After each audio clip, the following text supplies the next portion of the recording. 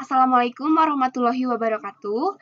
Baik, selanjutnya saya akan menjelaskan tentang jenis-jenis bus yang digolongkan berdasarkan dengan pemilihan waktu protokol atau timing. Nah, timing ini berkaitan dengan cara terjadinya event dikoordinasikan pada bus. Dibedakan menjadi tiga, ada asinkronus, sinkronus, dan semi-sinkronus.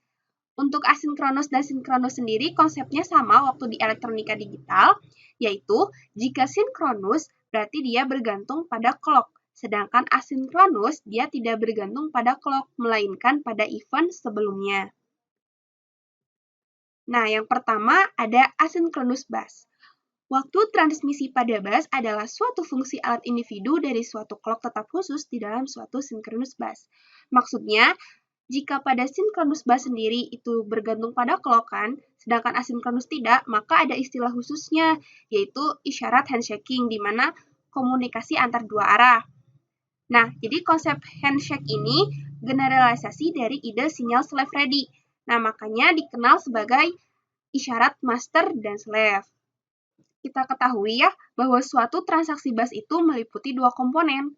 Yang pertama, dia itu merequest atau mengeluarkan perintah dan alamat, dan yang kedua adalah action-nya, yaitu dia yang memindahkan data. Nah, jadi master adalah bus yang memulai transaksi bus dengan mengeluarkan perintah dan alamat atau merequest, sedangkan slave bus yang bereaksi terhadap alamat dengan cara mengirimkan data kepada master jika master meminta atau menerima data jika master mengirim data.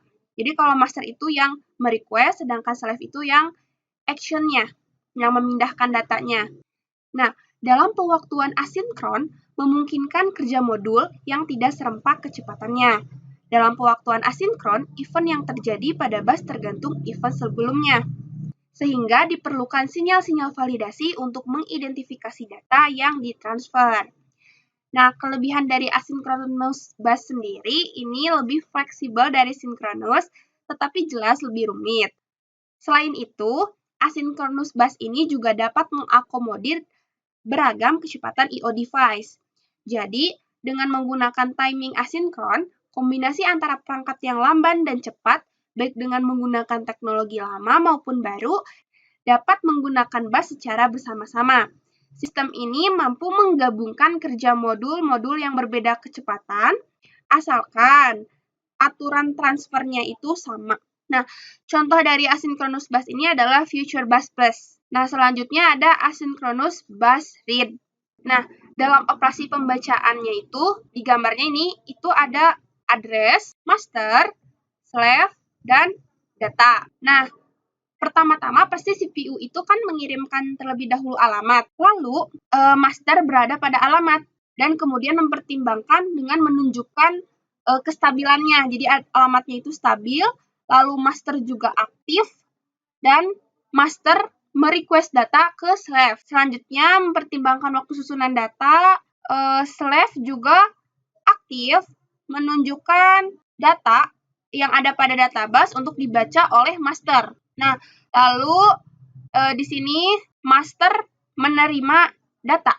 Nah, ditandai dengan nonaktifnya master. Tapi sebelum data diterima oleh master, datanya itu harus stabil terlebih dahulu.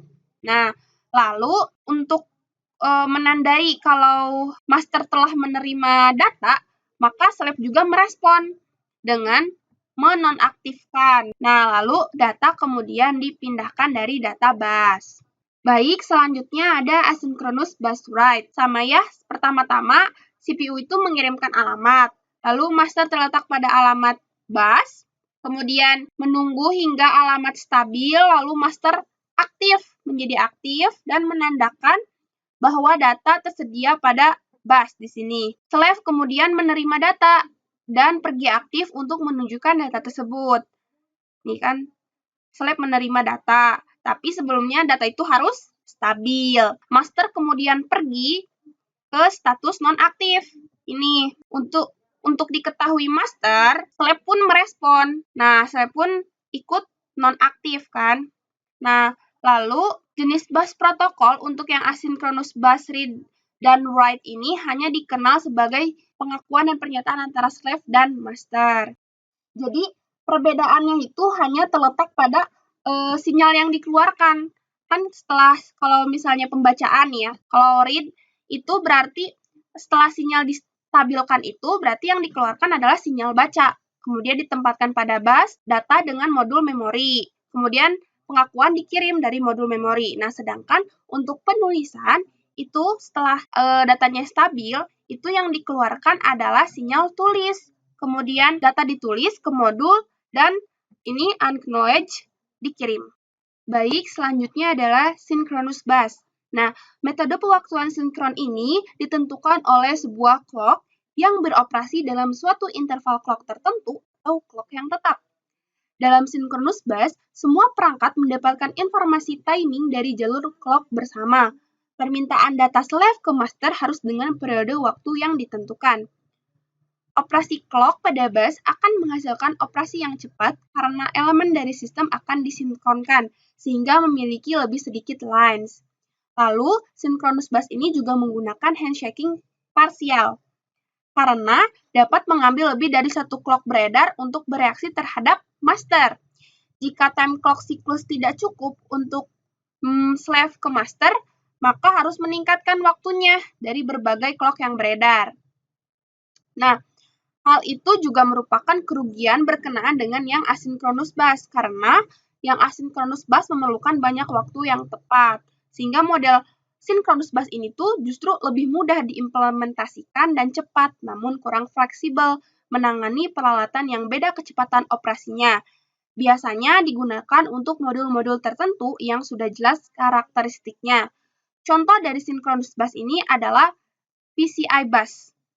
Nah, selanjutnya adalah synchronous bus read and write.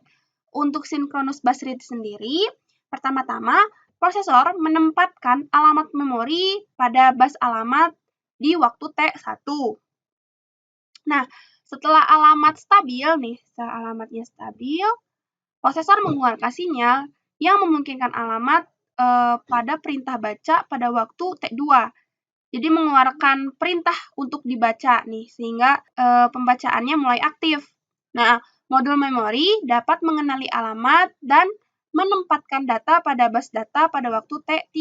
Setelah aktif dibaca dulu, lalu baru bisa dikenali dan ditempatkan pada bus. Nih. Untuk synchronous write, itu pertama-tama prosesor menempatkan alamat memori pada bus alamat di T1. Nah, lalu prosesor menempatkan data pada bus data di waktu T2 dan mengeluarkan sinyal tulis. Ini kan sinyal tulis. Nah, mengeluarkan sinyal tulis setelah data stabil. Mengeluarkan sinyal tulis. Nah, lalu data ditulis pada waktu T3. Ini ditulis pada waktu T3. Mungkin cukup sekian penjelasan dari saya. Selanjutnya akan dijelaskan oleh teman saya, Diani.